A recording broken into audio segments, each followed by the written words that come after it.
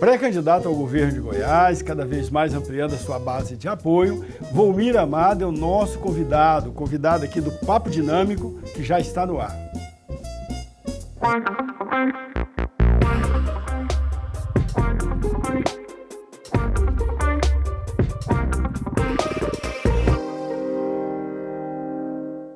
Olá, gente boa, muito boa noite. Estamos iniciando o Papo Dinâmico na PUC TV Goiás. Hoje com o nosso convidado, pré-candidato a governo de Goiás, Volmir Amado. Obrigado pela presença aqui, candidato, pré-candidato, né? Pré-candidato a candidato. Muito obrigado, sentimos muito honrados com a sua presença aqui. Boa noite, professor Daniel, boa noite a você que nos acompanha. Obrigado pela homenagem de sua presença, participação conosco. Para mim é uma alegria muito grande também revisitar aqui a PUC TV e também, claro, este belo programa que já se estende em centenas de edições e o bem que faz, afinal, toda a presença que ele ocupa também dentro da emissora. Muito obrigado, obrigado. Então, Volmir, vou te chamar assim, professor, mas o nome aí que está colocado mesmo para disputa é Volmir Amado, né? Quer dizer, agora a pré-candidatura está oficializada pelo partido e é irreversível, enfim, a candidatura está para valer mesmo. Sim, a candidatura está oficial. A pré-candidatura, né? A pré-candidatura, o nome está colocado, ele vem por uma gradualidade. Em novembro do ano passado, eu apresentei o nome, era apenas uma apresentação, e isso foi feito numa reunião ampliada do diretório estadual, com a presença de presidentes também de diretórios municipais do estado de Goiás. E depois isso foi evoluindo, foi dando passos. Nós tivemos diversas reuniões também com a Executiva Nacional, com o GTE, o Grupo de Trabalho Eleitoral, e também toda a visão que o PT tem, porque a decisão sempre mais ampla e definitiva é sempre da Executiva Nacional. Por quê? Seja por razões regimentais, seja por razões de uma visão estratégica de mudança no país. Então é por isso que é todo o diálogo que íamos fazendo com Brasília e com a Executiva Nacional. Agora, depois, teve uma fase, há uns 2 meses atrás, que foi uma decisão da parte da Executiva estadual, pelo meu nome. Aí nós já tínhamos passado também por vários outros que haviam apresentado seus nomes, o que era uma possibilidade de aliança, de convergência. E, por fim, quando foi 20 dias atrás, então nos foi comunicado em Brasília que já se pudesse fazer uma reunião ampliada da estadual em que fosse deliberado pelo nome. Assim foi feito, saiu um comunicado, uma posição oficial, e dela o meu nome foi apresentado. Foi um encontro regional do PT, né? Se não me engano, dia 9 de julho, que é um encontro que tem os delegados e tal. O seu nome foi o único que foi apresentado. O único nome apresentado. Entretanto, nós seguimos uma recomendação que foi a seguinte: manter vacante, manter sem preencher a vaga de senador e de vice-governador. Okay. Porque isso deixa aberto a possibilidade de aliança, de ampliar mais os apoios e de ter como também dialogar com outros partidos. Então, veja, o meu nome é o nome do Partido dos Trabalhadores. Este é o nome para pré-candidatura a governador. Entretanto, como lhe disse, tem ainda esta possibilidade de diálogo com outros partidos e de deliberação pela federação.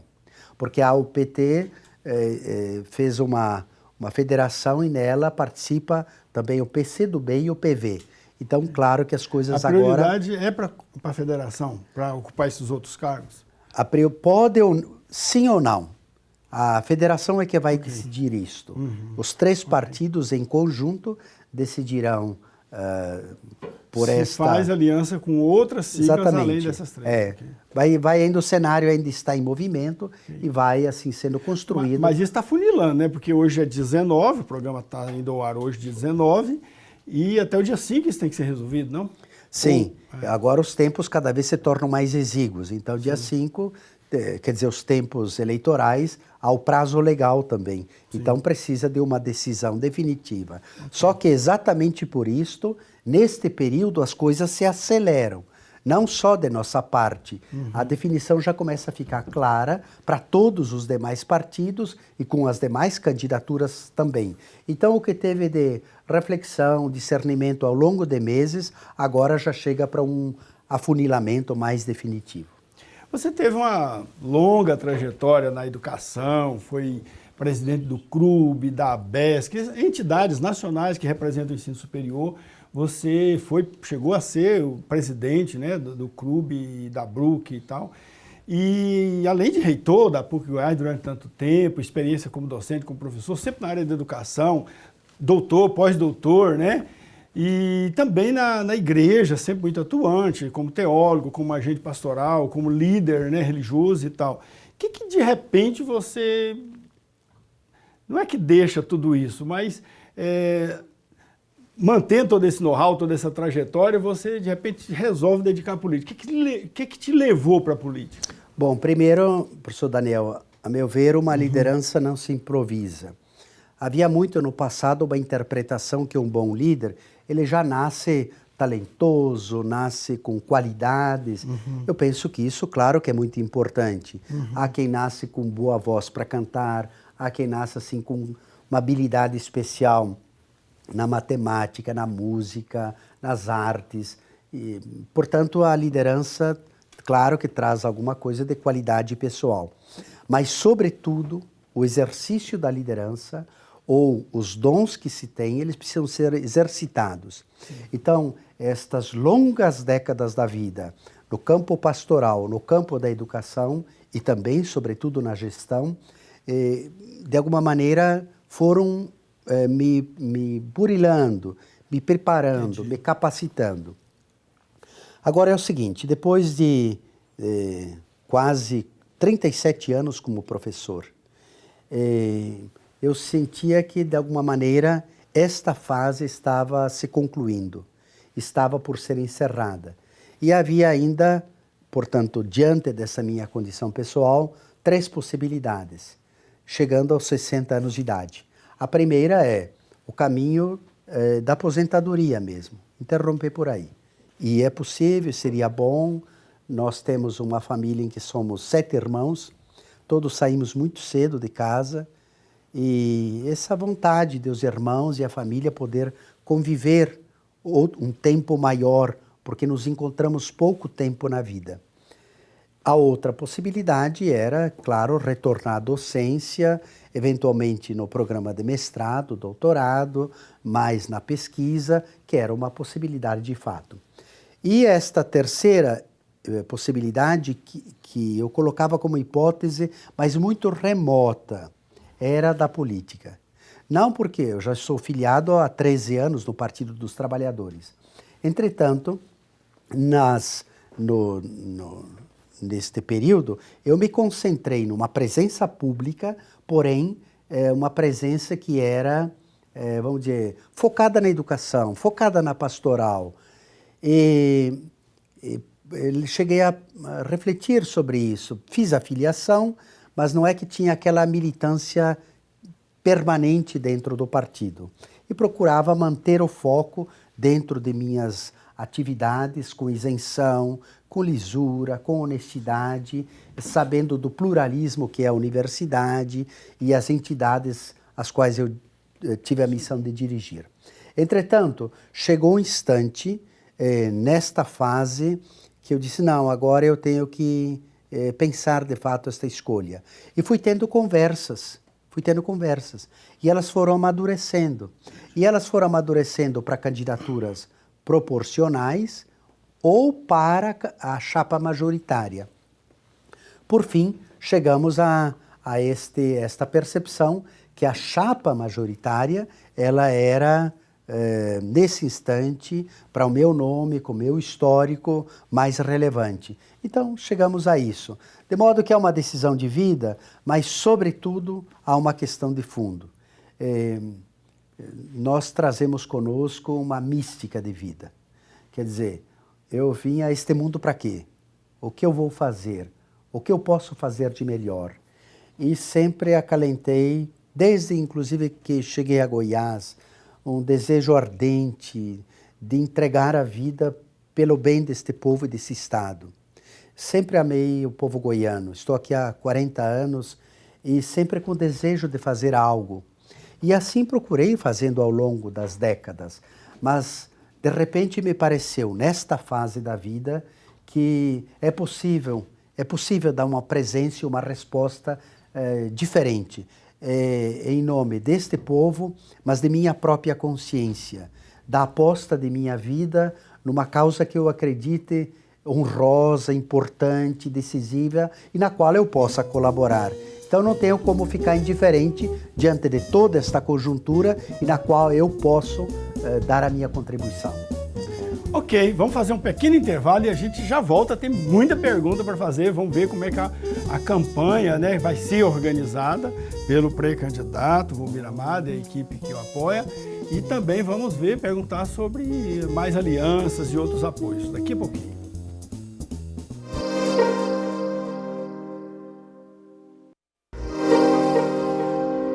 De volta com o Papo Dinâmico na PUC TV Goiás, toda terça-feira, 9h30 da noite, e nas redes sociais, no YouTube, no canal do programa Papo Dinâmico, no canal da PUC TV Goiás, no Facebook, no Instagram e no Twitter, sempre no perfil do programa Papo Dinâmico. Hoje estamos aqui entrevistando o pré-candidato ao governo de Goiás, Volmir Amado, pelo Partido dos Trabalhadores. Então, você falava no bloco anterior da sua trajetória e tal, na área de educação, na área religiosa, dos programas comunitários e tal. Pode-se dizer que essa será a sua linha de atuação principal, a principal referência da sua campanha é a área de educação e projetos comunitários? Nós temos um conteúdo programático que é muito importante e que norteia não só a minha trajetória pessoal, mas uma necessidade que o Estado e o país experimentam. Então, primeiro, um clima geral. Eu penso que também no Estado e no Brasil nós precisamos pacificar a sociedade. Menos ódio, mais amor, mais fraternidade, mais justiça social, mais sensibilidade para com os pobres, mais inclusão. Então, é um clima que me parece se deva construir e que a boa liderança, o bom líder, os homens e mulheres que estão à frente, seja na vida política partidária, mas seja também na sociedade civil, devem dar este bom exemplo e devem inspirar a sociedade para nos unirmos todos num projeto, numa causa comum, pelo país e pela vida, pelo direito à vida. O segundo ponto importante é quanto ao plano de governo. O plano de governo segue as diretrizes também do plano de governo nacional. E nós colocamos 3 grandes ênfases que são emergenciais, que é o fome zero, desmatamento zero e despejo zero. E depois tem o conteúdo programático que é de médio e longo prazo. Então, sim, educação, saúde, moradia, meio ambiente, são as várias outras ações, infraestrutura, desenvolvimento econômico, são várias outras frentes que elas são de médio e longo prazo e que elas implicam, portanto, todo um aspecto de implementação gradual de um planejamento estratégico. Os 3 primeiros pontos são muito decisivos. O primeiro dele, é do Fome Zero, não é um mero título. Também não é só um programa. A questão é, 33 milhões de brasileiros estão passando fome. Sim. E metade quase da população brasileira está em situação de insegurança alimentar, que significa, não sabe se vai ter a refeição seguinte. Nós entramos no mapa da fome. Aqui em Goiás, nós estamos com quase 400 mil pessoas que passam fome. Num estado exportador de comida, de carne, de soja, de milho. Só que nos meses de janeiro a maio, nós tivemos, em relação a 2021, um crescimento de 12% na quantidade de exportação de alimentos. E, quer dizer, de um modo sempre mais crescente, nós temos um Estado produtor, um Estado que gera alimentos e que seu povo passa fome. nós tivemos na exportação do agronegócio mais de 640 milhões de dólares só agora, neste primeiro semestre. Então, você veja a escala do negócio que existe, o volume de comida que está sendo exportada, por quem compra carne lá fora. Claro, se fosse para exportação pelo menos a um país pobre na África, alguém que você tira a comida daqui para matar a fome de alguém emergencialmente em outro país, é compreensível. Mas você tirar a comida deste povo e levá-la toda para fora e deixar o povo passar fome, realmente é de uma crueldade enorme.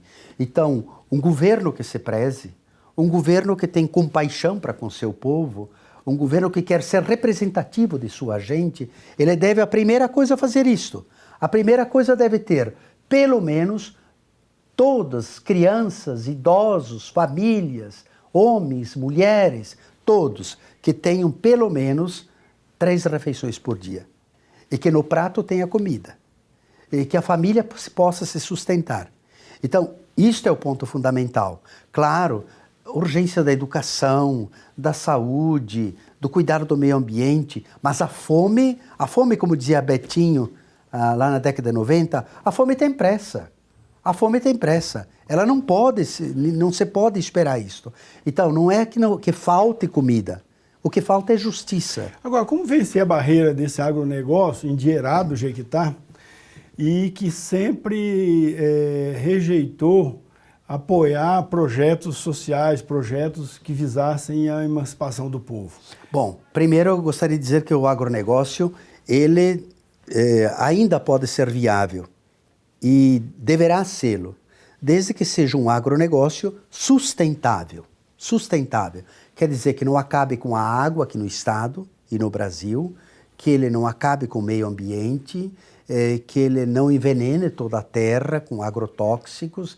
Então, quer dizer, é possível pensar uma agricultura de alta escala também, mas que seja sustentável e que seja equilibrada com a agricultura familiar e com a distribuição, abastecimento e distribuição de alimentos para o seu povo, para o Brasil mesmo, em primeiro lugar, colocado como prioridade. E segundo me parece que alguns na política do agronegócio não avaliam suficientemente por que cresceram no volume desse negócio, que foi aonde. E isso é grande ingratidão de alguns do agronegócio, não todos, de alguns. O agronegócio teve seu lastro de expansão, de crescimento, quando? Não foi no governo atual, do qual eles apoiam de um modo tão renhido, alguns deles. Foi onde? No governo Lula, no governo Dilma. Foi aí que você olhava o principal fomento.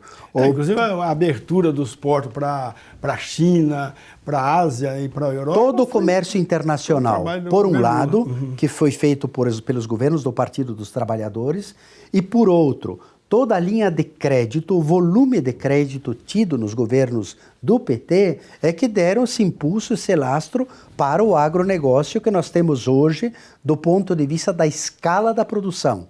Agora, o que não queríamos era o seguinte, um agronegócio que não fosse sustentável, que abrisse torniquetes de água a torto e direito e que prejudicasse os mananciais e o lençol freático, e não queríamos também que tivesse deixado de produzir alimentos para o próprio povo, portanto, centrais de abastecimento, agricultura familiar, os 40 assentamentos no estado e os milhares deles no Brasil. Quer dizer, esse pessoal que produz o feijão, que tem lá os ovos, o leite, toda aquela produção agrícola e que chega na mesa de quem está na cidade, que planta de manhã para depois no almoço e na janta, aqui na cidade, nós termos o alimento, esse pessoal precisava ter sido apoiado. E a situação é que eles, de um modo sistemático, foram deixando de ter linhas de crédito, investimento de tecnologia. O que se fez? Você colocou toda a ciência, a tecnologia, as novas tecnologias do campo da agricultura para o agronegócio. E a agricultura familiar ficou de lado, porque a agricultura familiar, o pequeno agricultor, ele também precisa de tecnologia. Ele também precisa dos inventos da ciência. Ele também precisa de inovação para ter seu impulso. E também precisa do seu escoamento de produção. Não só pensando no escoamento da produção para o agronegócio, mas que o pequeno agricultor, onde é que ele vai colocar a venda de seu alimento? Você veja essa tensão, por exemplo, Prefeitura de Goiás tem a moeda social, aquela que seria o equivalente à Bolsa Família, a que chamam de moeda social, eles dão, por um lado, para a população, lá no município, mas aquele dinheiro ele pode ir onde? Gastar na agricultura familiar. Então você resolve duas pontas simultâneas. De uma, a família que está em situação de carência financeira, e do outro, aquele que está produzindo e precisa ter para quem vender. Perfeito. Então é preciso de uma criatividade, de um investimento e de um impulso novo. Veja bem, por exemplo, Goiás está cheio desses ginásios que estão praticamente inativos. Eu me pergunto e penso, claro que em diálogo com as comunidades, com os municípios, se não é hora de transformar e otimizar estes, ter a Feira do Agricultor para poder oferecer semanalmente nas cidades de pequeno e médio porte e aqui em Goiânia os produtos agrícolas desta agricultura e, claro, otimizar, comprar para a merenda escolar, comprar para as casas de repouso, para os hospitais públicos, para as instituições públicas em geral, se isso não é possível. Quer dizer, soluções tem, basta uma visão de governo que veja conjuntamente e a serviço, sobretudo, dos mais pobres. Ok, vamos fazer um pequeno intervalo e já voltamos. Aí vamos falar um pouquinho mais da organização, né, da preparação aí para começar a campanha eleitoral nos próximos dias. Daqui a pouco a gente volta.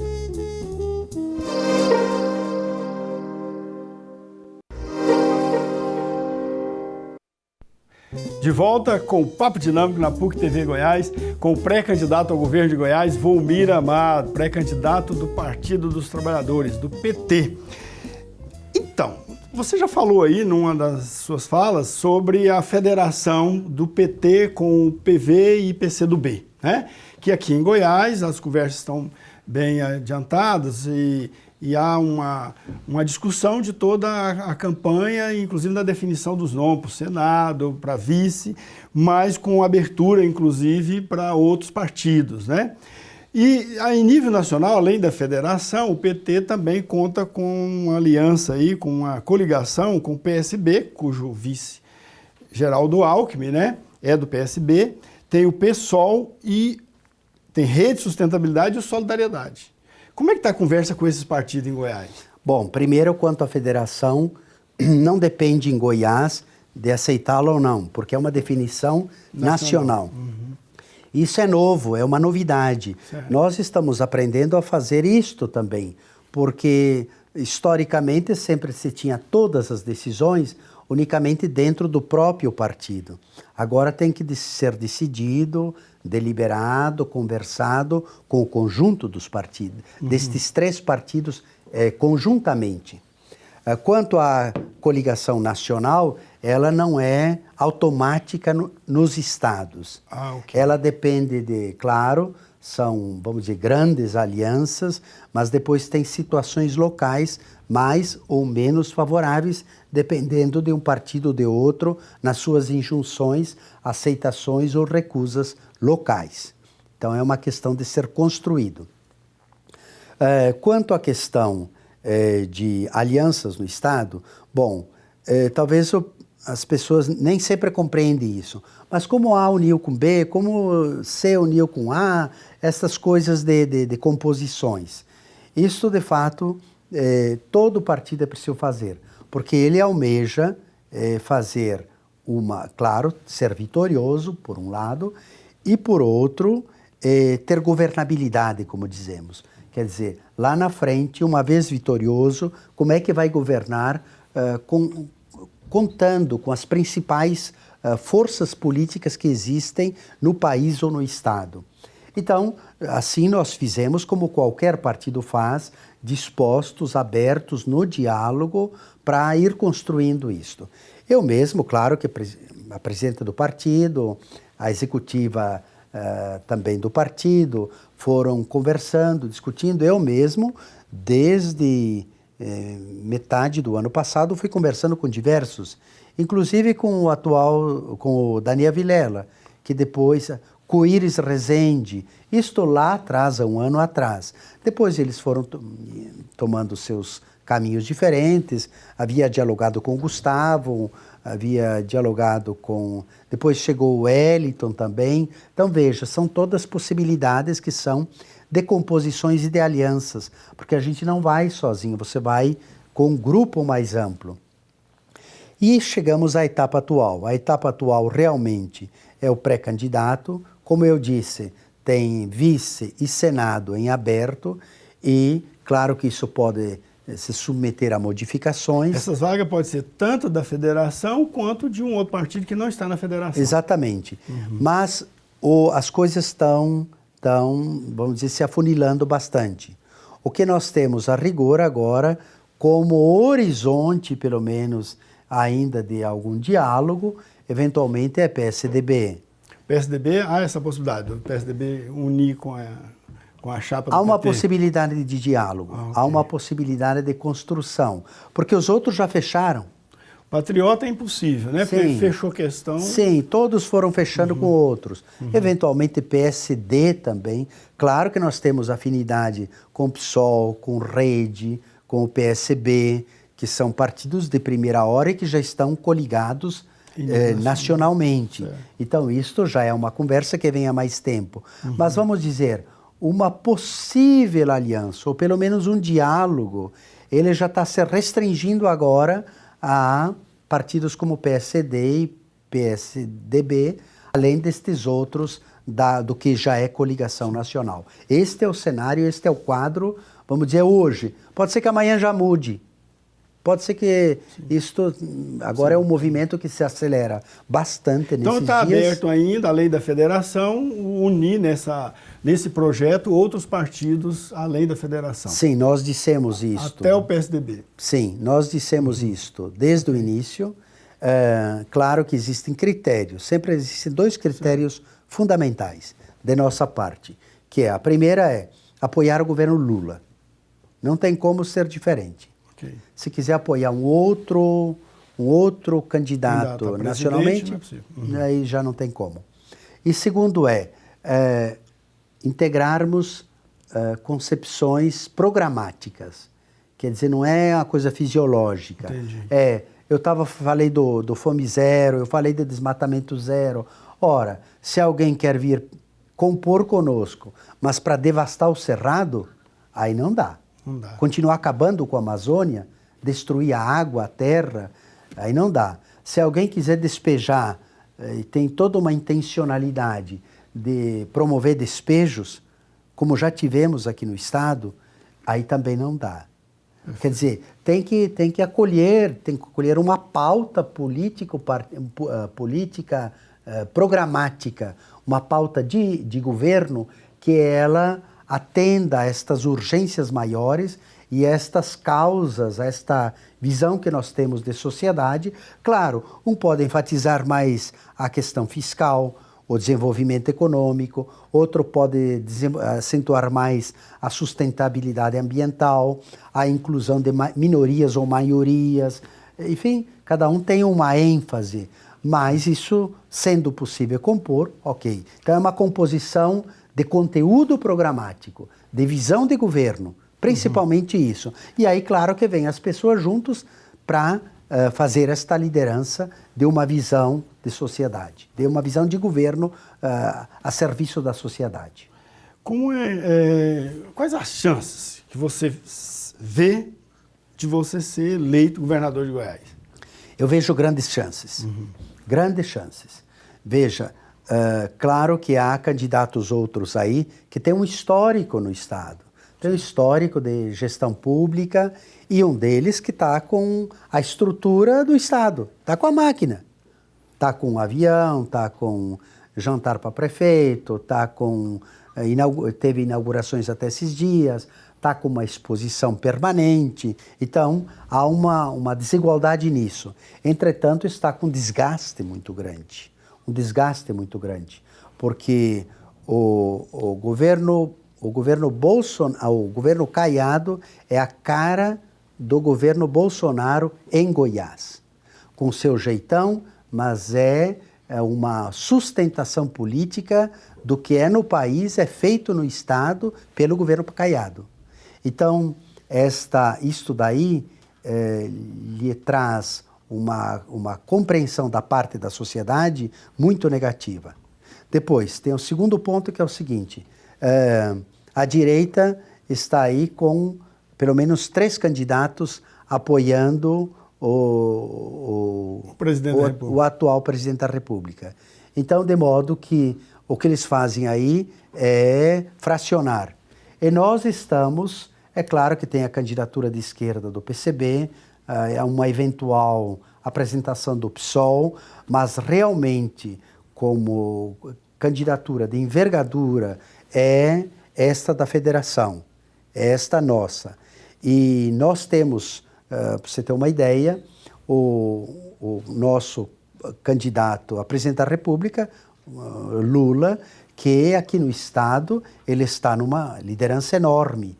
Então, quer dizer, ele também é um carro-chefe do ponto de vista eleitoral, porque ele alavanca os votos. Isso sempre acontece, né? Na eleição passada mesmo aconteceu isso em Rio de Janeiro, São Paulo. Leva à indução. Os caras foram por causa do candidato a presidente. Depois tem um outro componente também, que é do próprio partido. O partido foi achincalhado, passou pela grande aprovação, porém, é o partido mais admirado do Brasil e em Goiás.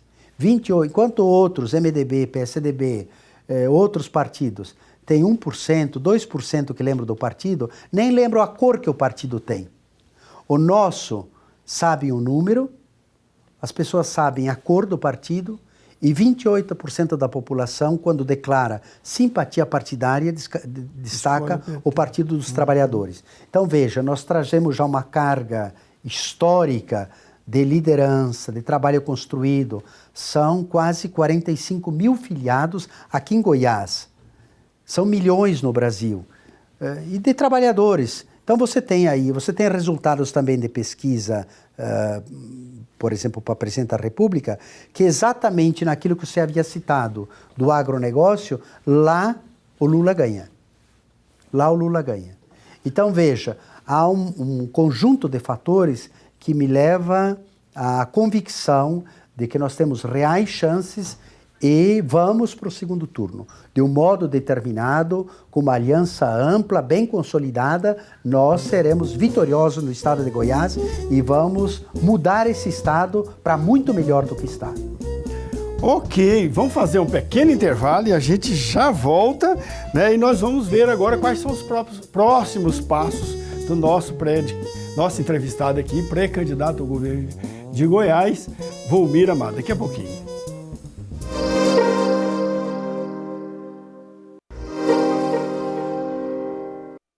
De volta com o Papo Dinâmico na PUC TV Goiás. Estamos hoje entrevistando o pré-candidato ao governo de Goiás pelo PT, o Volmir Amado. Então, quais os próximos passos agora, Volmir? Eu não acostumei, sempre é professor Volmir, depois de 37 anos, 37 é professor, né? Volmir Amado, quais são os próximos passos agora, até, enfim, consolidar a candidatura? Porque agora é pré-candidato, né? Mas tem todo um protocolo ainda para cumprir, para oficializar definitivamente a sua candidatura, mais do vice-candidato ao Senado, né? Bom, agora de fato é a composição da chapa majoritária, olhando os candidatos. Para o Senado nós temos dentro da federação a apresentação de 3 nomes, Vanderlei pelo PT, Cristiano pelo PV, Partido Verde, e a Denise Carvalho pelo PCdoB. E claro que são nomes apenas apresentados e a vaga, evidentemente, que não está preenchida. Então, é a composição da chapa majoritária, passo simultâneo a conversa com outros partidos para uma possível aliança. Depois caminhamos para a convenção partidária, convenção também da federação, e, enfim, batemos Já o martelo. Agendada a data da... Ainda não está agendada. Entretanto, daí depois, de fato, é a campanha. Aí que é a campanha. Veja, a campanha são 45 dias. Então é muito próximo, muito enxuto esse tempo de campanha. Como é que você está... O partido, né, porque não é só você, mas todo o partido está pensando a organização dessa campanha para fazer o seu nome chegar a todos os eleitores do estado de Goiás? Tem duas etapas. Uma já realizada e a outra por ser construída, por ser executada. A que foi realizada foi essa do período da pré-campanha, que requereu estruturar redes sociais numa perspectiva de pré-candidatura, apresentar os pré-candidatos, não só o majoritário, mas também os proporcionais, também reuniões, a convergência interna, a aglutinação de tendências. Também dentro da primeira etapa, nós fizemos reunião em 27 micro-regiões do estado. Então, andamos pelo estado inteiro, Goiás adentro, nos diversos lugares, cidades de pequeno porte, de médio porte, juntando... Quando a gente fala micro-região, é que escolhia uma cidade e muitos outros, 8, 10 municípios do entorno daquele município, que vinham até o local e aí fazíamos a reunião, conversávamos. Então eu passei esses meses todos viajando também. Íamos, por exemplo, na sexta-feira e fazíamos, vamos dizer, 4 micro-regiões num final de semana, 3 a 4 mais ou menos. Então esta foi a primeira grande etapa, um trabalho grande, exaustivo e muito importante de apresentação das propostas e dos nomes, mas sobretudo também de conhecer a realidade local, conhecer as demandas, os problemas, conhecer as qualidades, os talentos, as lideranças locais, as potencialidades que existem. E isto me fez perceber nesta primeira fase que realmente um plano para Goiás, ele precisa ter, vamos dizer, matizado, ele precisa de recortes. Uma região, às vezes a solução, o projeto, tem que ter assentos, tem que ter ideias, tem que ter perspectivas, tem que ter arranjos produtivos, tem que ter iniciativas ambientais diferente daquela outra região. Uma está suprida de uma coisa, outra tem carência de outro aspecto. Então o Estado precisa termos como uma radiografia. E foi isto que nós fizemos. Mais do que só apresentar nomes e propostas, foi conhecer e principalmente escutar. Porque o povo quer falar, as pessoas querem falar. Elas não, todo mundo vai e fala para eles e eles querem falar também, ué. Eles têm demandas locais que a gente não conhece. Então o nosso exercício da escuta, que é um método político, um método que a gente diz dialógico. Diálogo é a gente falar, mas é a gente ouvir também. Então fizemos isto. A segunda grande etapa é essa de agora. Então essa de agora supõe formatação do plano de governo, que ele é feito em conjunto, o pré-candidato, a sua equipe de apoio e aí todas as contribuições. Vamos fazer uma plataforma para também emendas, sugestões, acréscimos. A rigor é um plano de governo, mas são grandes diretrizes. Depois você vai planificar e colocar cronogramas de execução disso, estando já no exercício da gestão. Depois também nós faremos, nesta fase agora, além disto, é de fato um cronograma. Um cronograma que vamos ver aonde vai ser viável retornarmos aos locais que fomos, ou regiões vizinhas daquelas. Por um lado, faremos isso nos finais de semana. Durante a semana, vamos estar presentes aqui na região metropolitana.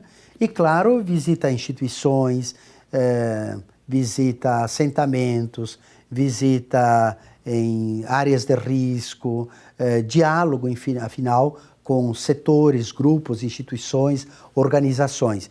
E, claro, haverá o tempo todo das gravações, deste trabalho também que precisa se comunicar pelas mídias sociais, afinal todo o trabalho político que vem agora.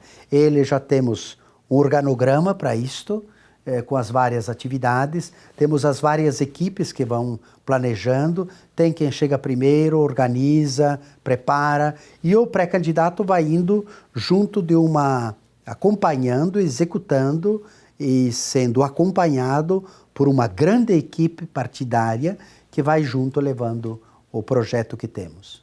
A frente do Lula e a sua frente de partido, que eu falo, que geralmente chama frente, né? A coligação é chamada geralmente de uma frente. Então, a frente de coligação do Lula, tem até o nome dela, que eu agora não me lembro o nome, Frente Vamos Juntos pelo Brasil, é a do Lula, né? Não sei se vai ser também aqui em Goiás, Vamos Juntos para o Goiás. Essa frente terá representação dos 246 municípios do estado? Nós temos aproximadamente 220 municípios do estado com diretórios, ou pelo menos com um grupo, um núcleo, que é a semente, ao início, para chegar... Só o PT. Uhum. Porque tem os outros partidos sim, também. Os demais partidos que iremos juntos daí, porque a campanha é da federação. Então, iremos juntos. Então, veja, praticamente em quase todos os municípios de Goiás, nós somos o partido que melhor tem capilaridade no estado. Então, onde a gente chega, sempre tem alguém lá do partido que já preparou, que organizou, que tem o local, que tem os contatos. Você não chega solto numa cidade. Qual o maior desafio para montar uma campanha? Porque não basta o candidato ser muito bom, né? A gente vê pela sua trajetória e tal, e pelas ideias, e pela experiência, e até mesmo pelos planos que você traz, que tem tudo para ser um eventual governo muito bom. Mas o problema é que tem que ganhar a eleição, né? Qual é o maior desafio para estruturar uma campanha competitiva? Três limitadores. Um financeiro, outro de tempo e outro que, de alguma maneira, é uma situação da legislação que é bastante limitadora. Você sempre está aí no limite, vendo se você cumpre toda a legislação eleitoral, ela é bastante condicionadora dos movimentos que se faça em cada período. Por isso precisa de equipe sempre para isso. Uma equipe jurídica, uma equipe financeira, uma equipe que olhe o cronograma e a agenda. Então são grandes desafios. Dos três, eu não tenho dúvida que o financeiro é o mais forte. Por quê? Porque a política me dá a impressão, no Brasil, uma impressão assim, impressão com o pé no chão, experimentada. Ela é organizada por ricos e para ricos. Por gente que tem muito dinheiro, muito capital e que tem condições de se locomover, de fazer a gestão de muita gente. Só que tem uma coisa, eles têm o dinheiro, nós temos o povo. Nós temos uma militância aguerrida, apaixonada, que acredita na mudança. Por isso, eles têm o dinheiro, colocam lá, às vezes, na entrada da cidade, o seu candidato num outdoor gigantesco. Sim. E nós temos os trabalhadores lá, que são a maioria. O fundo eleitoral desta eleição, que é um pouco mais robusto, não é um atenuante dessa questão? Ele atenua. O fundo eleitoral, embora haja quem tenha opinião diferente, a meu ver, ele vem reparar ou vem procurar trazer uma equidade. Por quê? Você tem o candidato que tem toda a pujança de seu capital, de seu dinheiro, os grandes que o apoiam, e isso não dava condições para os candidatos mais pobres. Então, o fundo eleitoral, ele traz esse aporte. Agora, ele no volume global, ele é gigantesco. Mas na hora que você divide para quem está concorrendo a presidente da República, depois você tem que distribuir para todos os pré-candidatos a governo e Senado no Estado. Certo. Isso pensando dentro de um país. Depois todos os deputados federais e estaduais, e aí você coloca isso, este fundo que é nacional, para o país todo, ele fica um picadinho pequeno para fazer toda a demanda que precisaria. Mas, como eu disse, nós não temos o capital, mas temos gente, temos o povo, temos pessoas que apoiam e que estão junto. E isso que me parece que é a força principal que nós temos para esta pré-campanha e depois para a campanha. A melhor coisa é o seguinte, quem decide? Quem decide é, primeiro, Deus. Deus decide, porque Ele dá saúde, força, se Ele quiser, Ele permite. E depois o povo. O povo é que decide, não é o capital financeiro. É isso que nós queremos que as pessoas tomem consciência, porque voto não é mercadoria. Voto é consciência e escolha do nosso futuro. Perfeito. Candidato Valmir Amado, pré-candidato Valmir Amado, desculpa aí mais uma vez, pré-candidato, candidato só depois da convenção, mas então, pré-candidato Valmir Amado, muito obrigado pela presença, eu acho que foi muito esclarecedora a sua participação aqui. Espero que tenha muito sucesso nesse projeto, né, novo projeto na sua vida. Muito obrigado, boa noite. Professor Daniel, obrigado a você que nos acompanhou até esta hora, obrigado por ter dedicado sua atenção, sua escuta, meu abraço fraterno, minha gratidão por sua participação também nos acompanhando. Boa noite. Para você que nos acompanhou, um grande abraço, até a próxima. Boa noite.